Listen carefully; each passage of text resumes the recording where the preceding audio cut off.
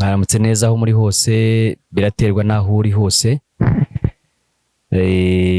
Ndabasuhujije, mfashe umwanya wo kugira ngo mbasuhuze aho muri hose mu bihugu bitandukanye biri kuri uyu mugabane wa Afurika cyangwa se n'indi migabane yindi yo ku isi, Burayi, Amerika zombi n'ahandi hose waba wicaye utwumva dukurikirana uyu munsi. Ndabasuhujije. Ndafata n'akandi kanya kuvuga ngo ushobora kuba urwaye, ushobora kuba utameze neza, ushobora kuca mu bintu bitandukanye bigoye ubuzima bwawe. Ndaguhumuriza nkubwira ngo haracyari Imana ikora imirimo n'ibitangaza. Uko yakoraga kera n'uyu munsi niko ikora. Subiramo imbaraga, iyakuremye ifite umugambi mwiza ku buzima bwawe. Ntiwihebe, ntucike intege, haracyari umugambi w'Imana ku buzima bw'umuntu wese ugihumeka. Imana ibahe umugisha rero. Reka dufata akanya ko gusenga.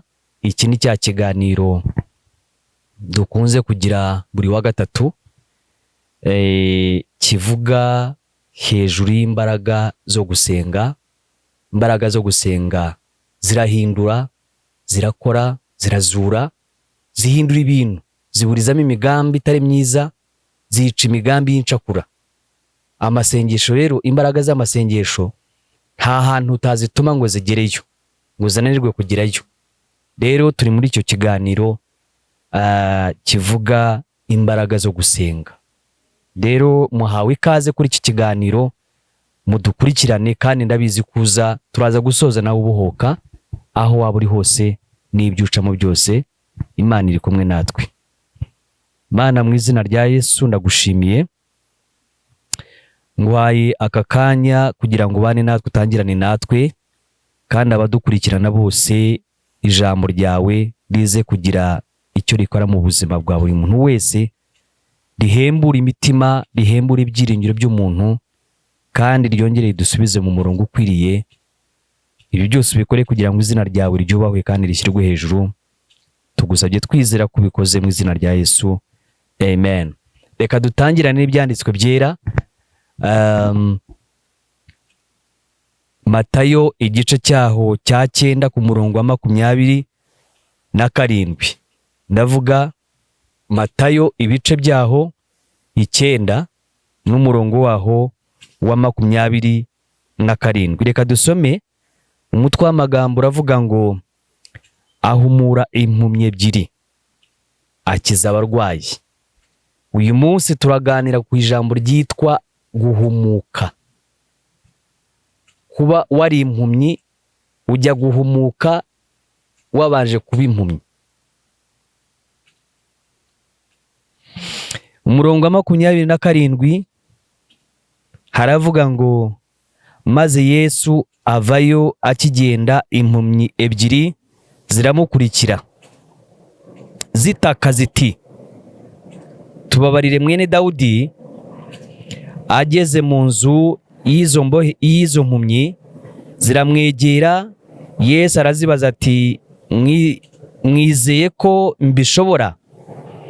Ziramusubiza ziti, ye databuja. Aherako akora ku maso yazo, arazibwira ati, bibabere nk'uko mwizeye. Amaso yabo arahumuka. Yesu arabihanangiriza cyane ati, mwirinde ntihagire umuntu ubimenya. Amen. Uyu munsi turi ku ijambo ryitwa guhuma kw'Imana ihumura. Ntabwo ari impumyi gusa tuvuga ngo nizo mpumyi. Hari n'umuntu ushobora kuba ari mu buzima ariko kubwikuramo bikaba ikibazo, nabwo ni ubuhumyi. Ntabwo ndi buvuge ngo impumyi ni za zindi tuzi, oya. Ushobora kuba ufite indwara karande yananiranye, wenda irakomoka mu muryango, uyimaranye imyaka 2, 3, 4, 10, nabyo twabyita ko ari ubuhumyi. Ushobora kuba uri umukene, umaze igihe kinini cyane wifuza kubona akazi, warashakishije nk'uko abandi bose bashakisha, ukamara igihe ushaka imibereho bikanga. nabyo reka tubyite ko ni ubuhumyi, kuko iyo uri impumyi ntureba, kandi iyo utareba ntushobora kureba ubuzima urimo ngo ubwikuremo. Iyo uri impumyi ntushobora kureba inzira ucamo, urayobagurika. Iyo uri impumyi ntabwo ushobora kwikura aho uri. Iyo uri impumyi ntabwo ushobora kwikura mu mateka wisanzemo. Bisaba iki rero? Bisaba kuba ureba. Ninde ureba? Ni Imana isumba byose. Bibiliya tubwira ngo izi mpumyi zari ebyiri, ngo zimare kumenya aho ubuzima buri bakwiriye kububona, basanga nta handi bakura ubuzima bwo guhumuka. Basanga Umukiza ariyo mucunguzi wacu, baramwegera baramubwira ngo twebwe turi impumyi ariko turashaka guhumuka. Iyo utaramenya aho ugomba gukirira, byanze bikunze ukomeza kuba uri umurwayi. Iyo utaramenya aho ugomba kubohokera, ukomeza kuba uri imbohe. Iyo ukomeje kuba mu buzima runaka ukumva nta wundi muntu ushobora kugukora muri ubwo buzima, uzabuhamamo. Iyo umuntu aba mu buzima bwa buri munsi budahinduka, icyo ni icyago cy'ubuhumyi nacyo. Haleluya. Ariko uyu munsi nzanye ijambo rivuga ngo guhumuka. Uri impumyi ariko ukeneye guhumuka. Wari impumyi ariko uyu munsi nzanye ijambo rituma uhumuka. Nirihe? Izi mpumyi zahumutse ziti? Zakize ziti? Zabohotse ziti? Zakuwe muri ububata bw'ubuhumyi ziti? Zahikuye ziti? Nuko zegereye umwami Yesu ziravuga. Haleluya. Ziramwegera zimubwiza ukuri. Iyo umuntu ataravuga ubuzima arimo ngo abuvuge, arate indwara ayivuge. Iyo utavuze indwara yawe ntushobora gukira. Ndagira ngo mbabaze, iyo umuntu agiye kwa muganga bigenda bite? Ntaba agiye kuvuga indwara ye? Yesu yigeze imbere ya muganga ntumubwire indwara urwaye, ukuntu wiyumva n'ukuntu wafashwe. Ni mumbwize ukuri, wakira uti? Iyo utagiye kwa muganga ugahamana indwara yawe, ukaryama mu buriri, ukiyorosa ugatakira mu buriri, iyo utavuye mu buriri ngo ujye kwa muganga, ntushobora gukira. Nta nubwo ushobora kumenya indwara urwaye. Uyu munsi rero nzanye ijambo rikubwira ngo haguruka. Haguruka uvuga indwara ukire. Niba wari impumyi, natangiye mvuga ngo ubuhumyi si bwa bundi tumenyereye ku bantu. Oya, ushobora kuba mu buzima budahinduka, nabwo n'ubuhumyi. Ushobora kuba uri mu bintu, mu buzima budafututse buri aho ngaho, nabwo n'ubuhumyi. Ushobora kwihererana ibibazo wenyine ngo ntibakumve, ntibazakumenye, ntibazagucishamo amaso, uragumana ibyo bibazo byawe, ubwo n'ubuhumyi. Ntabwo uzigera ukira n'umunsi n'umwe, ntabwo uzigera ubohoka n'umunsi n'umwe. Ariko Bibiliya yatubwiye ngo izi mpumyi zirahaguruka. Izi mpumyi ziraza, zegera Umukiza, zimubwiza ukuri, ziramubwira ngo twe turi impumyi, dukeneye gukira. Umucunguzi ari we Yesu arababwira ati, ese murabyizera ko mbishoboye? murizera neza ko ibyo musabye mbishoboye? Ziramubwira ngo yego turabyemera kandi turanabyizera. Bibiliya iravuga ngo ako kanya bahita bahumuka barakira. Ikibazo kiri mu bantu nuko abantu bicaye mu itorero,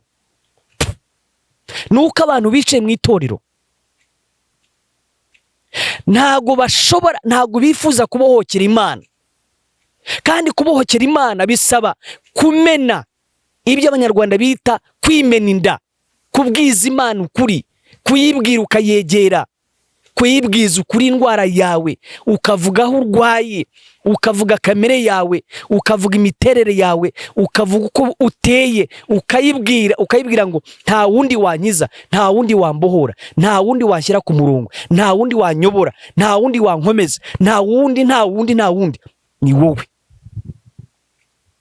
Imana irabigufasha, Imana irakubohora. Bavandimwe bene data, impamvu ubona amatorero amwe namwe usanga rimwe na rimwe itorero ugasanga ntago ribohoka, ntago ryuzura umwuka wera, ntago rikunda ijambo, ntago rikunda, ntirigira urukundo, nta handi bikomoka, nuko iryo torero ritarabohoka. Ntago rirabohoka ngo ryimena inda, risasa inzobe, rize ryikubita imbere y'Imana, ribwiza Imana ukuri, rivuga indwara. Natanze urugero navuze ngo ni muntu ujya ushobora kujya kwa muganga ntavuge indwara, ukicara imbere y'umuganga yakubaza ugaceceka. Hari aho mwigize mubibona?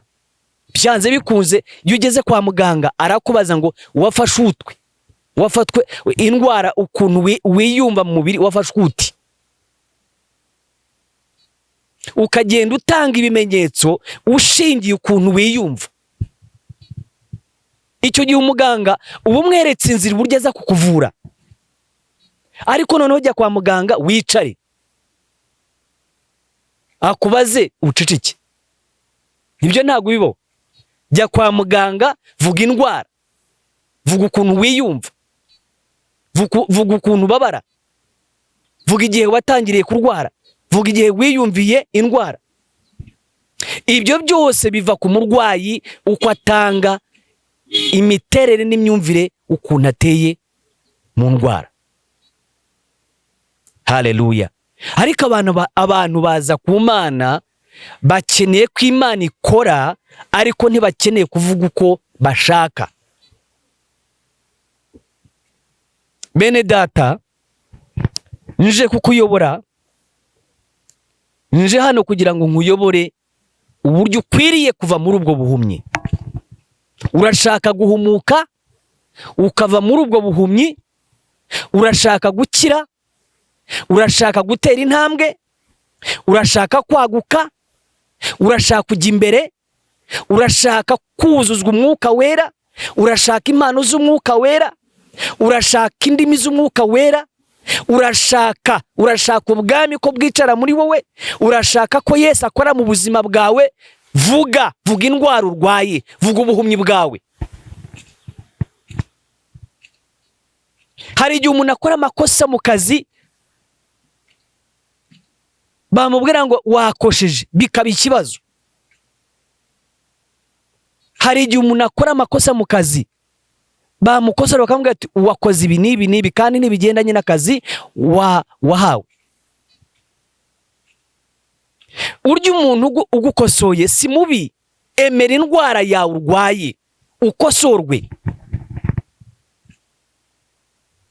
Emera ukuntu wumva, imiterere yawe uko iteye, emera, kugira ngo nugufasha agufashe ashingiye uburyo wamusobanuriye uko urwaye. Navuze natangiranye ijambo rivuga ngo ushobora kuba uri impumyi nubwo waba warize bingana iki, nubwo waba warize amashuri mu Rwanda ndetse bikarenga ukajya no mu mahanga, birashoboka. Ariko hejuru y'ibyo ushobora kuba uri impumyi. Ukeneye rero iki? Ukeneye ugufasha kugira ngo agukure muri ubwo buhumyi. Nta wundi, ni Yesu. Hari igihe umuntu aba mu kazi akazonga bagenzi be, akabamerera nabi, akabica nabi, ngo ni umuyobozi wabo. Oya, uko siko bigenda. Umunyabwenge hari ukuntu atwaza neza ibintu mu mahoro kandi agakemura ibibazo hatazanye intambara. Kwiga kwawe ntukwiriye kuza ngo niba ugize umugisha Imana ikagushyira muri iyo ntebe kugira ngo uyobore abandi.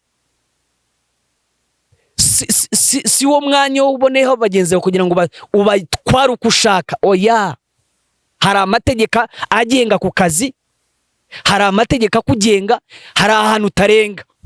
Ariko ibyo byose ukabirengaho ukirengagiza yuko hari amategeko akugenga akubuza kurenga aho hantu. Ariko warangiza ukaharenga, burya nanone uba uri impumyi. Uba uri impumyi nubwo wiza, ariko uri impumyi. Urimo urarenga umupaka utagomba kurenga. Hari abo wahawe kugira ngo bayobore neza, Imana izaguhera umugisha muri ako kazi. Yobora bagenzi bawe neza, batware neza, babwire neza. Hirwa ushobora kugira igitsure kuba uyobora, ariko ukakigira mu kinyabupfura kandi ukakigira mu mahoro, kandi bakakuyoboka kandi bakakumvira. Ariko kuza uvuga amagambo akakaye, aremereye, utukana, usenya bagenzi bawe, ntabwo ariyo nzira yo kuyobora. No, ubwo ni ubuhumyi. Ukeneye nawe wakuyobora muri iyo nzira kugira ngo umenye ko uri impumyi. Yesu rero arahumura. Bibiliya iravuga ngo izi mpumyi zegereye Yesu, zimubwiza ukuri, ziramubwira ngo tumaze igihe turwaye, nta kindi turwaye ubuhumyi, ntago tureba. Nawe muyoborwa ushobora kuba waragiye usaba akazi neza mu mahoro, mu bwitonzi, wamara kukageramo ukaba umuntu udasanzwe, ugatangira gusuzugura abayobozi bawe. Hari umurongo utagomba kurenga, ariko urawurenga. Ubwo ni ubuhumyi nabwo. Ukeneye guhumuka. Imana ishobora kuba yaraguhaye akazi, warayitakiye, wagiye mu masengesho, wagiye mu butayu, wagiye mu mazi, urasenga, urayinginga, Imana iguha akazi. Ngo umare kukageramo utangira kuba kagara, utangira kuzamura intu, utangira gusuzugura abo uyobora, utangira gusuzugura abo usanze mu kazi. No, nakubwira ngo nawe uri impumyi. Ukeneye uwagusubiza, uwagukora ku maso, ugahumuka, ukareba uwo mugisha Imana yaguhaye, kukwiriye kuwugira mu bwenge. Nawe mushumba ushobora kuba uyu munsi Imana iguhaye umugisha, uyoboye itorero, Imana igushyize abantu imbere, ntabwo ibaguhaye kugira ngo ubogereho uburimiro. No, yobora neza umukumbi w'Uwiteka, uyobore mu mahoro, uyobore mu nzira ikwiriye. Babwiriza ibyanditswe byera, bashyire mu murongo w'ijambo ry'Imana. Garura intama zawe mu mahoro, bakosore mu mahoro, bagira inama, nibirenga basengere. Ariko urashaka ko bakuramya, bagukubita ibipfukamiro hasi, bakutaka, ibyo ngibyo sibyo. Iyo tugiye mu byanditswe byera si uko bivuga. Iyo wubashye umuntu arakubaha, ubaha bene so, ubaha umukumbi wahawe, ubaha itorero wahawe, naryo rizakubaha kandi rizaguha icyo ushaka. Umuyobozi nk'uwo nawe hari igihe nawe yaba ari impumyi, yitwa ko areba kandi ari impumyi. Ukeneye rero ko Yesu agukora ku maso yawe ugahumuka. Nazanye ijambo rivuga ngo ushobora kuba uri impumyi, ariko uyu munsi wahumuka. Hari ubuzima tubamo ugasanga Imana yaduhaye umugisha, ariko kubera yuko tudafite amaso y'umwuka, tudafite amaso, ugasanga umuntu arazenguruka mu buzima bwa buri munsi, ntava hari, ntajya n'imbere. Navuze ngo nacyo ni ubuhumyi. Ukeneye guhura na Yesu agahumura ubuzima bwawe. Ukeneye guhura na Yesu akagukora ku maso ugahumuka. Abantu ugasanga turi mu mateka y'imyaka yashize, ubwo nabwo n'ubuhumyi, ukeneye guhumuka. Urwego waba urimo rwose ukeneye ko Yesu akora ku maso yawe ugahumuka. Haleluya. Nta kindi. Bibiliya iravuga ngo impumyi ziramwegera. Impumyi ziramwegera. Ese wowe ndagira ngo nkubaze, niki wegera cyangwa se ni ubuhe buzima wegera? Ni bantu ki wegera? Ahari aho ngaho abo wegera cyangwa ibyo wegera sibyo bitumye udindira mu buzima, sibyo bitumye udakira indwara. Abo bantu utinzemo wegera, izo nama ukura mu bantu, ibyo utinzemo wigaraguramo, sibyo biguhejeje mu rungabangabo. Ariko nzanye ijambo rivuga ngo wari impumyi, uyu munsi nawe wagira ute? Wahumuka. Nta kindi usabwa gusa ni ugutera intambwe nk'uko izi mpumyi zahagurutse zigatera intambwe zigasanga Yesu, zikamubwira ukuri kose kwazo, zikamubwira ngo nta kindi kituzanye hano, dukeneye guhumuka. Wa mudamu we, wa mugabo we, wa mukobwa we, wa musore we, wa muyobozi we, wa muyoborwa we, waba wize cyangwa utize, ukeneye ko wegera Umwami Yesu agakora ku maso ugahumuka, ukabona kwinjira mu buzima Imana yaguteguriye. Nicyo kintu abantu usanga muri iyi minsi barimo, ubabona bagenda ariko ugasanga kenshi ni impumyi. Usanga abantu benshi bitwa ko bareba kandi ari impumyi, ariko ukeneye kwegera Yesu agakora ku maso hawe ugahumuka, ubuzima bugahinduka. Urashaka ko business yawe itera imbere? Egera Yesu aguha inama nzima, senga Imana, yoboza Imana, egera Imana igushyire mu nzira nyayo. Ariko usanga kenshi twiyobora tudafite umwuka wera utuyobora nk'abantu bizera Imana. Rero uyu munsi nta jambo rindi nzanye ijambo rivuga ngo wari impumyi, ariko uyu munsi nawe wahinduka ugahumuka. Utinze muri ubwo buhumyi bwose navuze, uyu munsi wahinduka nawe ugahumuka nk'uko izi mpumyi zahumutse zegereye Mukiza ari we Yesu.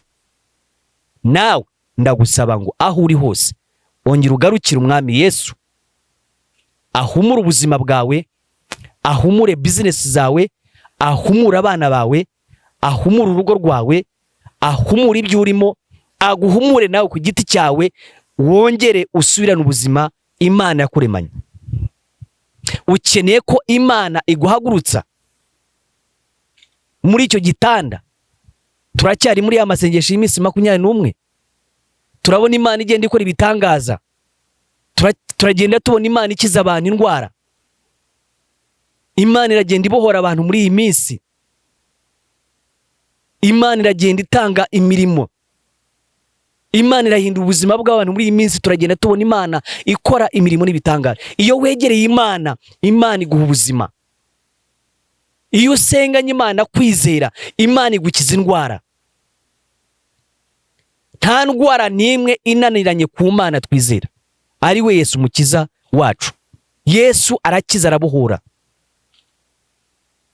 Ejo batuzaniye umwana umaze hafi imyaka 2, ari igipfamatwi, byaranze turamusengera. Uyu munsi uravuga akakumva, uramucira amarenga akagusubiza. Haleluya. Imana rero irimwe irakora imirimo n'ibitangaza. Ntabwo ari ukongera ngo tuvuge ngo turashyushya inkuru, oya, ntabwo twaje gushyushya inkuru. Turagenda tubona Imana ikora ibitangaza muri iyi minsi.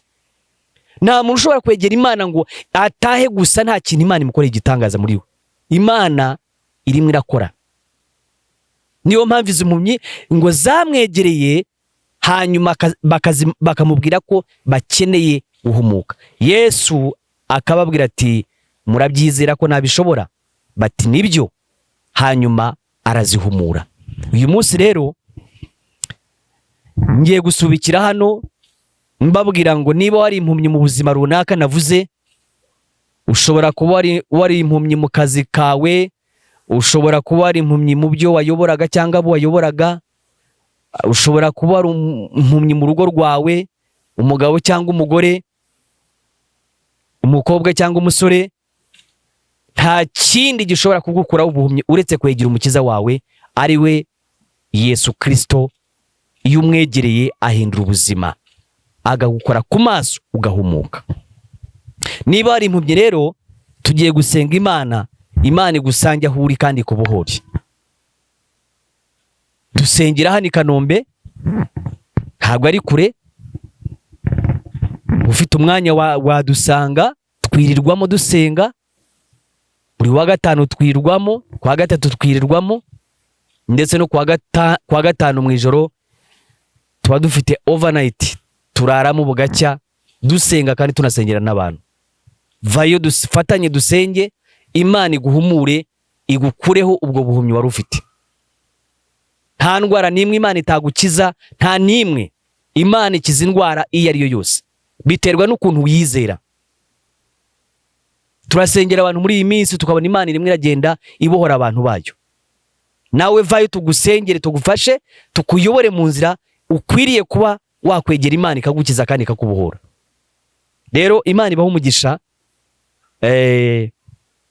Mbifurije amahoro ya Kristo aho muri hose, mu buzima bwose mwamurimo. Ngiye gusenga Imana mbasengera kugira ngo Imana ibafashe, ibakure muri ubwo buhumyi. Data, mu izina rya Yesu, nsengeye uyu mugabo, uyu mugore, uyu mukobwa, uyu musore, aho bari hose, ibyo bacamo byose, ubuhumyi bwose baba bafite. Ntegetse imbaraga zawe Mana kugira ngo zururukire ku buzima bw'abo bantu. Wari impumyi nahumuke, wari impumyi nahumuke mu izina rya Yesu. Kora ku maso yabo, kora ku ndwara yabo, kora ku bukene bari bafite. Ubwo bwose n'ubuhumyi, ndategeka ngo iyo myuka nibare kure, iyo myuka nibajye kure mu izina rya Yesu. Imbaraga z'Imana zimanukira ubuzima bwabo, zibabohore, zibakize, zibahumure. Ubaha icyerekezo. Utari ufite icyerekezo nakibone, utari ufite ubuzima nabubone. Ibyayi byaranze business z'abantu zahagaze, ndategeka ngo zitangire gukora mu izina rya Yesu. Urwaye arwariye mu gitanda, ndategeka ngo imbaraga zawe Mana zimwahagurutsa hari, akire mu izina rya Yesu. Urushako rw'uwo rurimo ibibazo, ndategeka ngo dayimoni nasohoke muri urwo rushako, imbaraga zawe zimubohore, umuhe urushako rwiza. Umukobwa warambagijwe bikanga, ndategeka ngo uwo muzimu numurekure, numuveho mu izina rya Yesu. Umusore cyangwa umukobwa, ndategeka ngo dayimoni yari hagaze muri ubwo bukwe bwabo asohoke mu izina rya Yesu. Imbaraga z'Imana zituma imiryango ibafungukira, amakwe yabo agene neza. Nakira amavuta abohora ku ubuzima bwabo. Reka bakire amasezerano yabo, reka bakire umugisha wabo, reka bahumuke mu izina rya Yesu. Ubwari ubuhumyi bwose bubakurweho, bakire kureba kandi babone ibyiza Mana. Ntanze amahoro ku wari uyabuze Mana, ntanze ibyishimo wari ubikene Mwami. Reka bikoreke ku buzima bwabo, maze impinduka ize ku buzima bwabo, icyubahiro gikomeze kuba icyawe Mana. Ndagushimiye kubinyemereye, ndetse ukaba ufite abo bohoye kandi ukirije. Izina ryawe ryubahwe mu izina rya Yesu, amen. Mwari kumwe na Bishop Francis. Ndabakunda, Imana ibampere umugisha aho muri hose, kandi wari impumyi nahumuke mu izina rya Yesu, amen.